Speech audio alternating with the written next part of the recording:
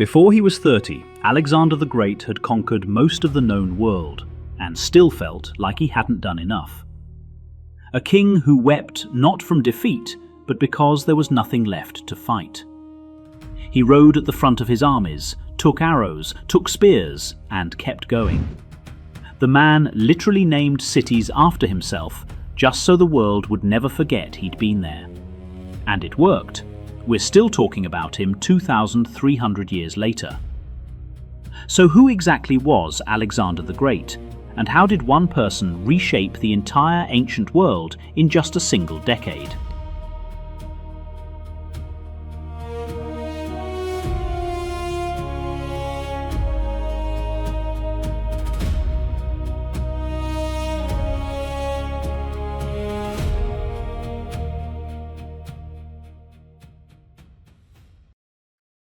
To understand Alexander, you have to understand where he came from.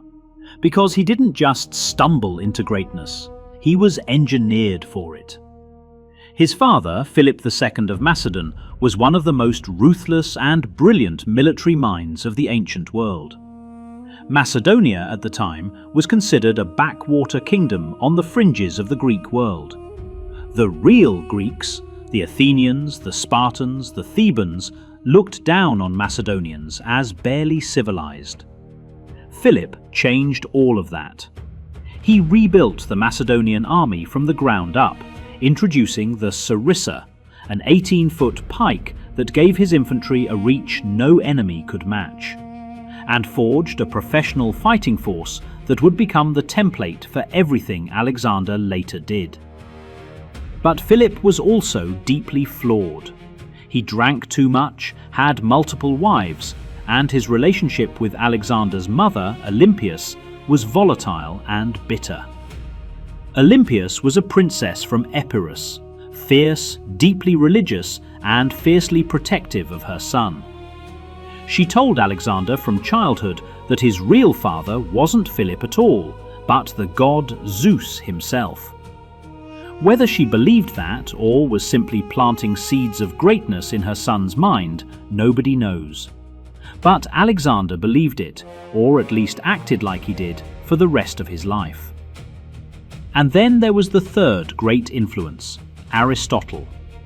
When Alexander was 13, Philip hired the greatest philosopher of the ancient world to tutor his son.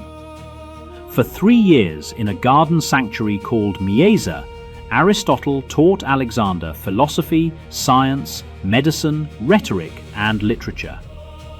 He gave Alexander a heavily annotated copy of Homer's Iliad, the story of Achilles, the greatest warrior who ever lived, and Alexander carried it everywhere, reportedly sleeping with it under his pillow. Achilles wasn't just a hero to Alexander, he was a template. By the time Alexander was a teenager, he had already proven himself. At 16, while Philip was away at war, Alexander suppressed a rebellion in Thrace and founded his first city. At 18, he commanded the elite companion cavalry at the Battle of Chaeronea, the decisive battle that brought all of Greece under Macedonian control. His charge broke the sacred band of Thebes, an elite fighting unit that had never been defeated. He was 18 years old. Then everything changed.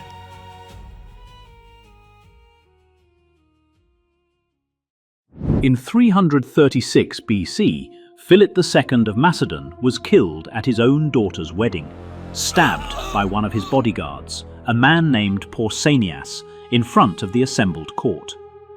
The reasons have never been satisfactorily explained. Personal grievance is the simplest answer, political conspiracy a more troubling one, and some ancient sources go further still, hinting that Olympias had known what was coming and said nothing. None of it was ever proven, and the truth died with the men who knew it, leaving behind one of history's more consequential, unsolved murders. What followed happened fast enough to leave people stunned. Alexander was 20 years old, and he responded to his father's death with a cold, focused efficiency that silenced any doubts about his readiness before they could fully form. The army fell in line, the nobility followed, and every cousin, rival claimant, or credible threat to the succession was dealt with before any organized opposition had time to find its feet. By the time people realized what was happening, it was already done. Then Greece revolted, or tried to. Thebes rose up openly. Athens began making the kind of noise that usually precedes something serious, and the Persian Empire watched from a comfortable distance, content to let the whole thing fall apart on its own. The assumption, and it was a reasonable one given his age, was that the new king would crack under the combined weight of it all. Instead, Alexander marched his army south at a pace that left Thebes with almost no time to prepare, and when he arrived, he gave them a chance to avoid what came next. They turned it down. The city was leveled, 6,000 killed, 30,000 enslaved, centuries of history gone, with two exceptions. The temples were left standing, and so was the house of the poet Pindar, a detail that tells you something real about Alexander, even if it's hard to say exactly what. Greece got the message. The League of Corinth handed him command of the Persian campaign, the war Philip had spent years building toward, and now it belonged to his son.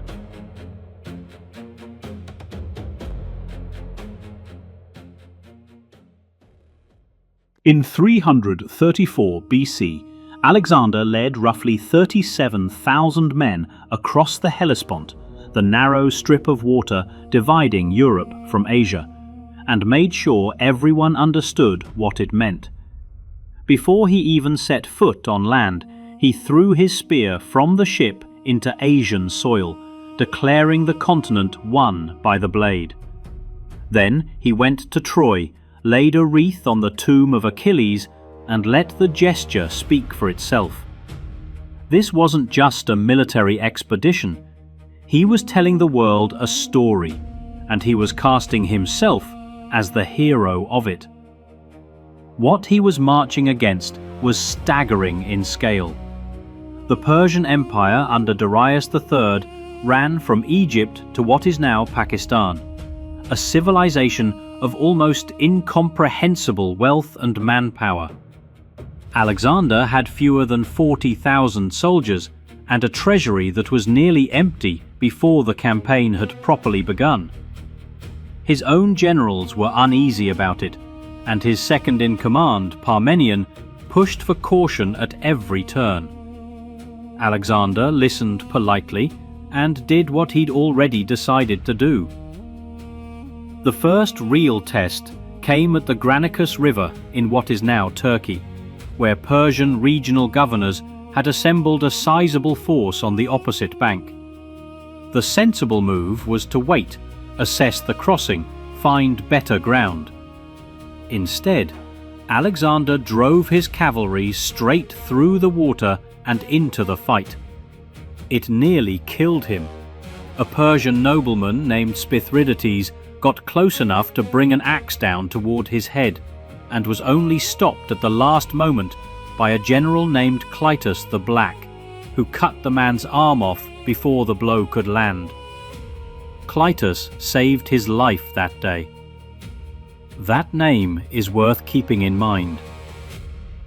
The Persians broke. Alexander moved through Asia Minor at speed, pulling Greek cities out of Persian control as he went. At Gordium, he came across the Gordian knot, a legendarily tangled knot bound to an old wagon, with a prophecy attached, promising that whoever undid it would rule all of Asia.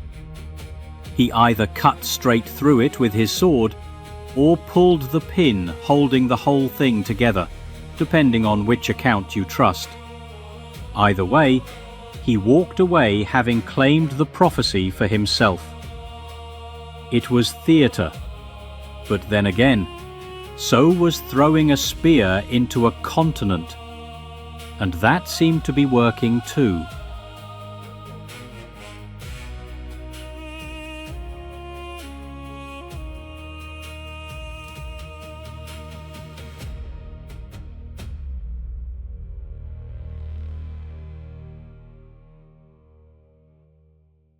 The Battle of Issus in 333 BC was the moment the whole war turned on its hinge. Darius III came to the field himself this time, commanding a Persian army that dwarfed anything Alexander had faced before. Ancient sources throw out numbers in the hundreds of thousands. Modern historians tend to put it somewhere between 100,000 and 600,000, against Alexander's roughly 40,000. The exact figures barely matter. What mattered was what Alexander did with what he had.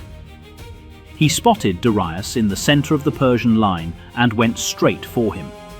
His companion cavalry hit the Persian flank at an angle, while the infantry held the center firm, a move that would become his trademark, and the Persian formation began to come apart at the edges. When Darius saw Alexander's cavalry cutting toward him personally, he turned his chariot around and ran, and then abandoned even the chariot and fled on horseback. He left behind his mother, his wife, and his daughters in the camp. Alexander treated them as guests rather than prizes. He made no move toward Darius's wife, and the line attributed to him that it would be a disgrace to defeat men on the battlefield only to be defeated by women became one of the more quoted moments of the campaign, whether he said it exactly that way or not.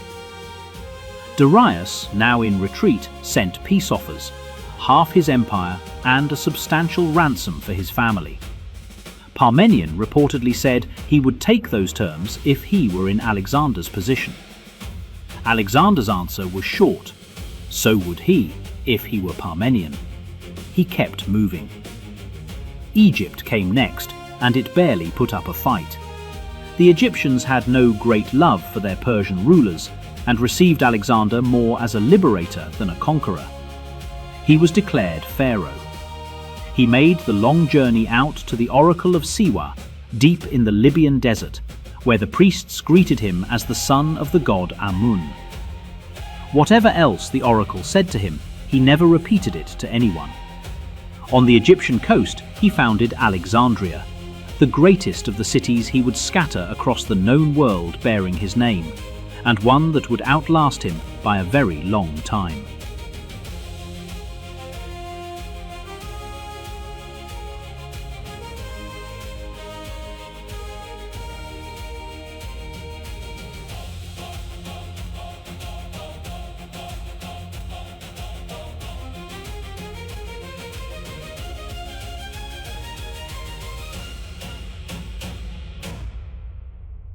In 331 BC, Darius made his last real attempt to stop what had become unstoppable.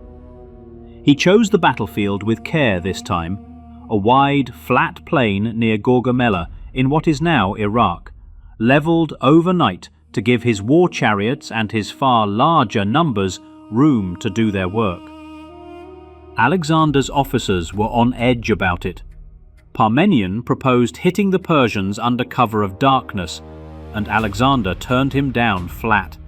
He wasn't interested in stealing a win, he said. He went to sleep the night before the battle and slept through it, soundly enough that his own men talked about it afterward. Then he woke up and fought. Gaugamela was the most demanding battle of his career. The Persian numbers were almost absurd. Estimates run from 200,000 up past 1 million, though most historians land somewhere near 250,000, against Alexander's roughly 47,000.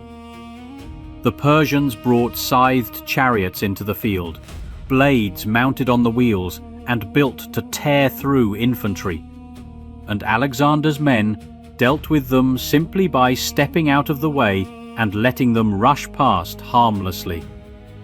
The decisive moment came from a gap. As the Persian line spread itself thin, trying to wrap around both of Alexander's flanks, a hole opened in their center. He saw it immediately, drove the companion cavalry into a wedge formation, and punched straight through, heading once again for Darius. And once again, Darius ran. That was effectively the end of it. The largest empire the ancient world had ever produced collapsed at Gaugamela. Alexander pushed south, took Babylon, and then reached Persepolis, the ceremonial heart of Persian power, holding 2 centuries' worth of accumulated wealth. He burned it to the ground. Some accounts call it deliberate payback for the Persian destruction of Athens a century and a half earlier. Others say it happened almost by accident, during a drunken night of celebration egged on by an Athenian courtesan named Thais. Whatever the cause, one of the great treasures of the ancient world went up in smoke. Darius himself didn't survive much longer. His own men turned on him, stabbed him, and left him dying in the back of a cart. By the time Alexander reached him, he was nearly gone, and died not long after. Alexander laid his own cloak over the body, and arranged a royal burial for him. Capturing Darius alive had been the plan all along. This wasn't the ending he wanted.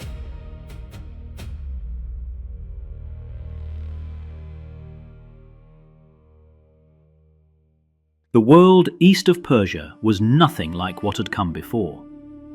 Alexander pushed into what is now Afghanistan, Uzbekistan, and Tajikistan, further than any Greek army had ever gone, and found a kind of warfare he wasn't built for. No pitched battles, no decisive cavalry charges, no single moment where everything resolved. Instead, there were Sogdian warlords who melted into the mountains, terrain that killed men through cold and exhaustion as readily as any enemy blade, and a resistance that simply refused to break cleanly. It was grinding, ugly, and it went on for years. At the Sogdian Rock, a fortress set on a cliff that its defenders considered beyond any realistic assault, Alexander asked for volunteers to scale the face at night, and offered 12 talents of silver to the first man to reach the top. 300 men tried. 30 fell to their deaths in the dark. The rest made it, drove their stakes into the summit, and when the garrison woke to find silhouettes on the ridge above them, they surrendered on the spot. Among those inside was a Bactrian nobleman's daughter named Roxana. Alexander married her, the first of his marriages, and by most accounts the most genuine, to the visible unease of his Macedonian companions, who saw in it something they couldn't quite name but didn't like. The unease had been building for some time, and Roxana wasn't the only cause of it. Alexander had been drifting toward Persian ways, Persian dress, Persian court customs, and, most provocatively, the practice of proskynesis, the full prostration before the king that Persians performed as a matter of course, but which to a Greek or Macedonian carried the weight of worship. His oldest companions had followed him to the edge of the known world, and the man they found there was starting to look unfamiliar. It broke open at a banquet in Maracanda in 328 BC.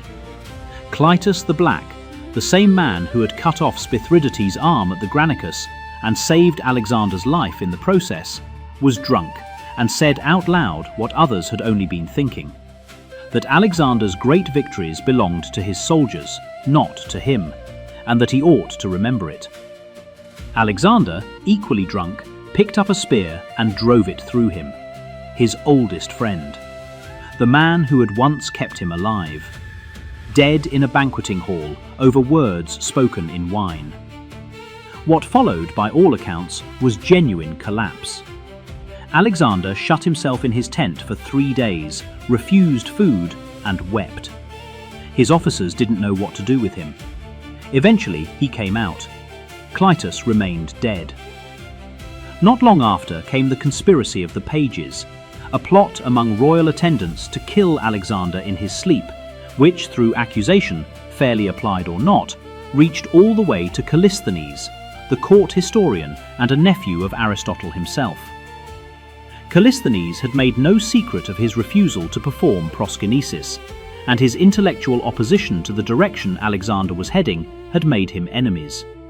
He was arrested and died in captivity before anything was ever properly proven.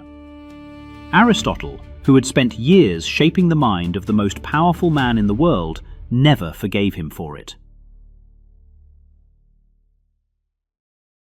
By 327 BC, Alexander had one destination left in his sights: India. Or rather, his idea of India, a land he believed sat at the very edge of the world, where the earth gave way to a boundless ocean. He wanted to stand at that edge and look out over it.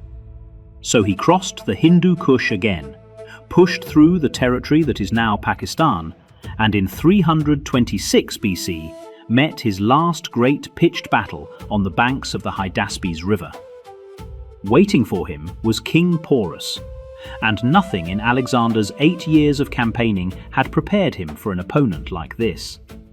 Porus was a giant of a man, mounted on a war elephant, and when his lines broke around him, he simply would not run. Even beaten, he stood his ground.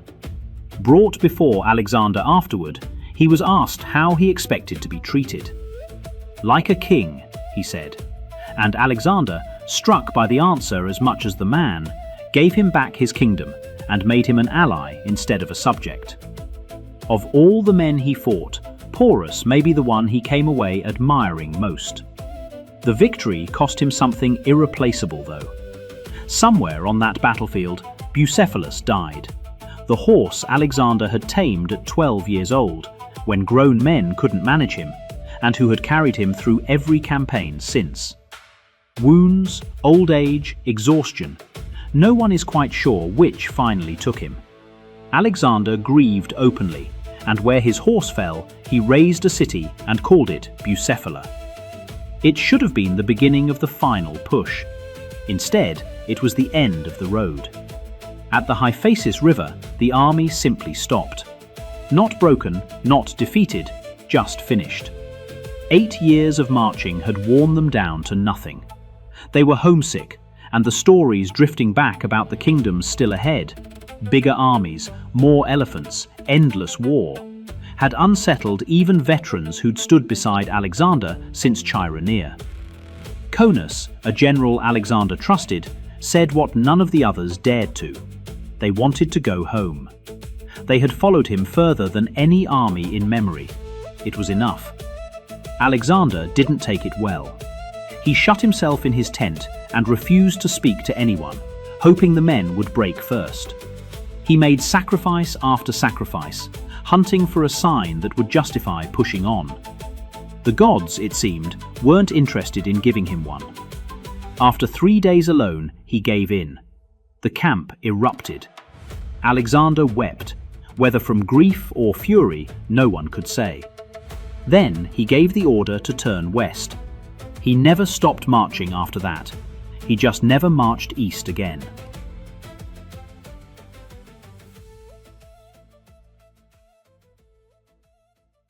The march home should have been the easy part. Instead, Alexander chose the hardest possible route. Straight through the Gedrosian Desert, the scorched wasteland that is now Baluchistan, straddling Pakistan and Iran. Some said he did it to outdo Semiramis, the legendary Persian queen who had supposedly tried the same crossing centuries before and failed. If that was the reasoning, it cost him dearly. The desert was merciless. Water all but vanished. Men died, yes, but so did the women and children who had followed the army for years. The camp followers who'd shared every mile of the campaign, dropping from thirst and heat in a landscape that seemed actively hostile to human life.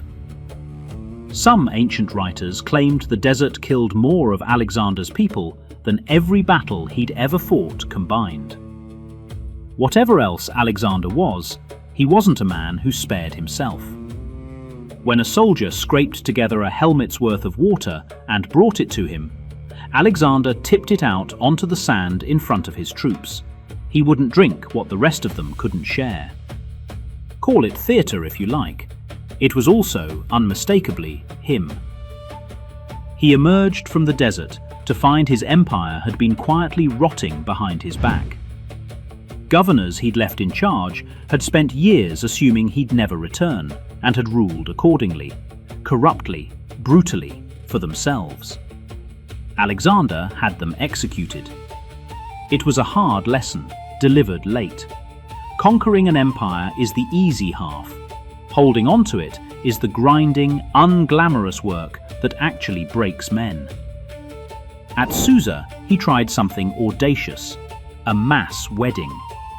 He and 91 of his officers married Persian noblewomen in a single, staged ceremony, a deliberate act of fusion. Alexander wanted to weld two civilizations into one, Greek and Persian, with a single generation. His closest friend, Hephaestion, married Drypetis, daughter of the dead king Darius, so that their children would grow up as cousins to Alexander's own. Then Hephaestion died. A fever took him in Ecbatana in 324 BC, and Alexander's grief was nearly beyond describing. He is said to have lain across his friend's body for days. He cut his own hair in mourning, a deliberate echo of Achilles grieving Patroclus. He ordered the sacred flame at Ecbatana's temple extinguished, an honor normally reserved for the death of kings. He even sent messengers to the oracle at Siwa to ask whether Hephaestion could be worshipped as a god. The answer came back careful. Not a god, but a divine hero. Alexander began planning a funeral of almost obscene extravagance. He would never live to see it held.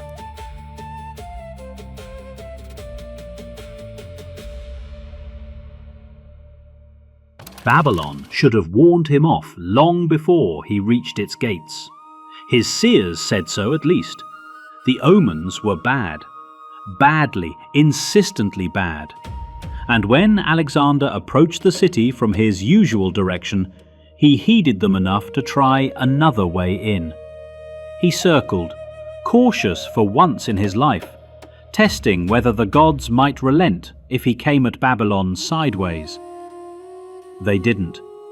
The omens only worsened. And still, in the end, he went in anyway. Whatever waited for him inside, waiting outside had never been Alexander's way. Because there was so much still to do. The empire he'd built was, in his mind, only a beginning. He was dreaming now of a fleet that would round the coast of Arabia, of campaigns pushing west into the Mediterranean, of Carthage itself brought to heel. 32 years old, and if anything, his ambitions were still climbing. Then came the banquet. It was early June, and Alexander drank the way he'd been drinking for years now, hard and harder each time, as if trying to outrun something no wine could touch. The next day, he was ill. Nobody thought much of it at first. Kings got fevers, kings recovered. This one didn't. For 2 weeks, the fever climbed and wouldn't break. Alexander's body, which had carried him across half the known world, through desert and mountain pass and a decade of battle, began simply to fail. He lost his voice. Then he lost the strength to do much of anything at all. And his soldiers, the men who had followed him to India and back, who had watched him bleed and keep fighting, filed past his bed one by one, in a silence heavier than any battlefield. He couldn't speak to them.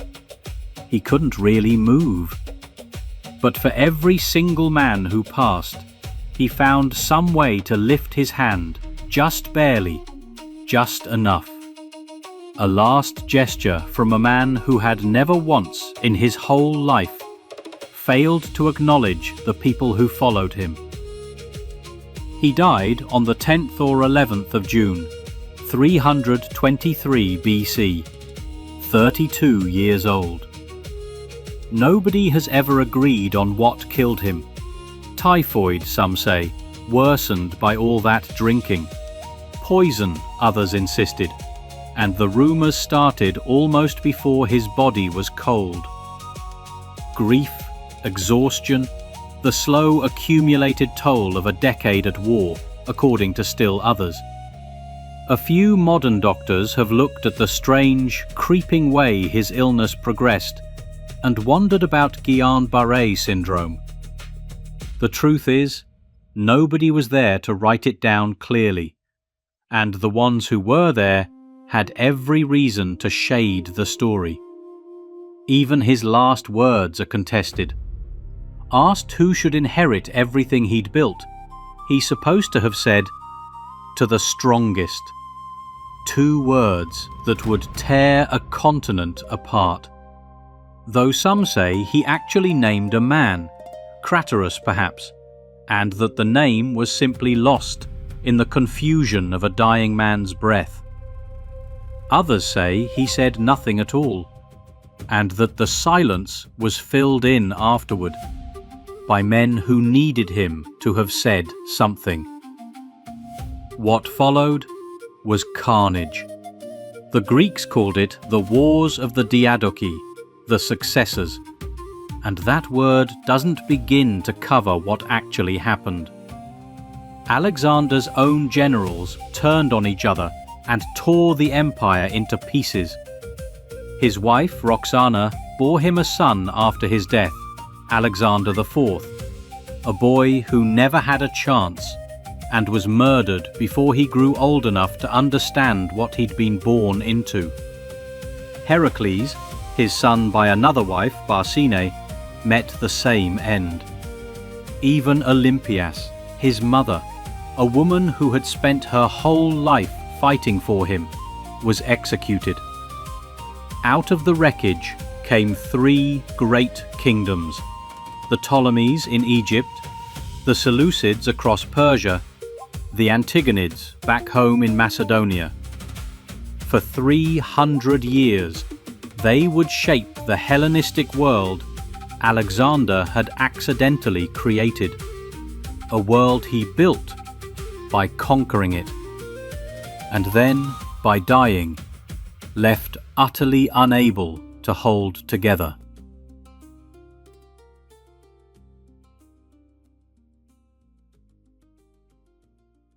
So what do we make of a man like this?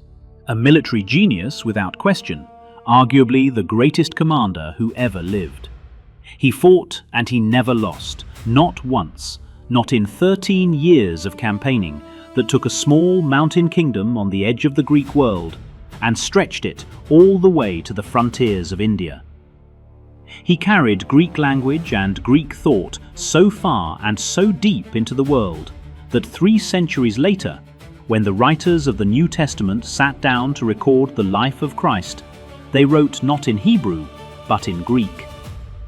Follow the thread back far enough, through Rome, through the spread of Christianity, through everything we've come to call the Western world, and it leads to him.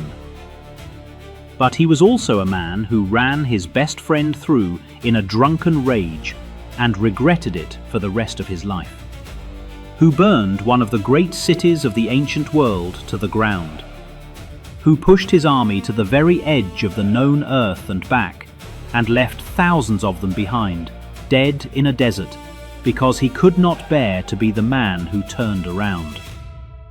By the end, he had become someone his own soldiers, the men who had followed him across the world, could barely recognize as their king. Even his own age couldn't settle what to make of him. Centuries later, Julius Caesar is said to have stood before a statue of Alexander and wept. Not from grief, but from the sudden, cutting knowledge that at the same age he himself had achieved nothing to compare.